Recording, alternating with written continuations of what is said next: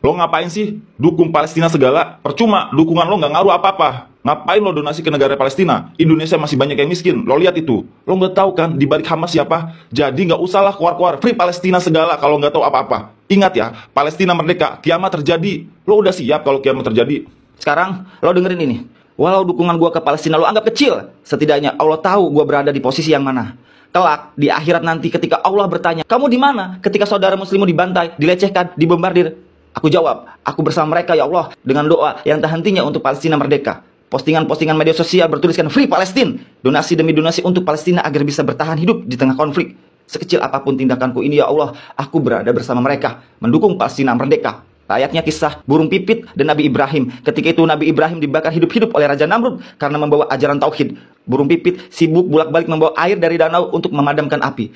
Melihat itu, sang gagak bertanya, apa yang kau lakukan wahai burung pipit? Apa engkau yakin akan memadamkan api sebesar itu? Kau hanya melakukan hal yang sia-sia. Kau hanya mempersulit dirimu wahai burung pipit. Ya, aku tahu air yang aku bawa ini tidak dapat memadamkan api tersebut. Tapi setidaknya aku punya alasan di hadapan Allah. Kelak di posisi siapa aku berdiri. Aku ingin punya andil setidaknya dengan menunjukkan siapa yang aku bela.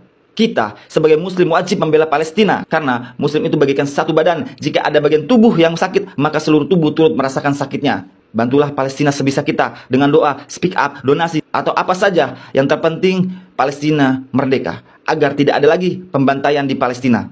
Lo bilang, ngapain donasi ke Palestina? Di negara sendiri masih banyak rakyat yang miskin. Lo dengar ini, orang yang gemar donasi udah pasti sudah pernah membantu berdonasi di negaranya sendiri.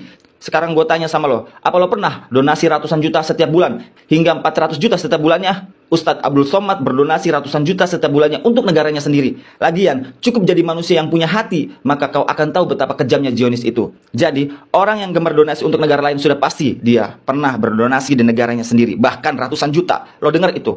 Sekarang, anggap aja gua ini bodoh. Lo yang paling tahu segala di balik Hamas. Siapa itu nggak penting buat gua. Yang paling penting bagi gua, Palestina merdeka. Agar tentara Zionis Israel tidak lagi membombardir penduduk Palestina. Ingat, hari kiamat hanya Allah yang tahu. Tugas kita menjadi hamba Allah yang bertakwa dan terus memperbaiki diri. Suka tidak suka kiamat pasti akan terjadi. Layaknya suka tidak suka kematian pasti akan menghampiri kita. Pertanyaannya, apakah kita sudah siap membawa bekal untuk kematian? Apakah kita sudah siap menghadapi hari kiamat dengan begitu dahsyatnya fitnah Dajjal? Apakah kita sudah siap jika Allah bertanya, kamu di posisi mana ketika Palestina dibombardir? Di zaman Nabi Muhammad SAW, kaum muslim terbagi tiga.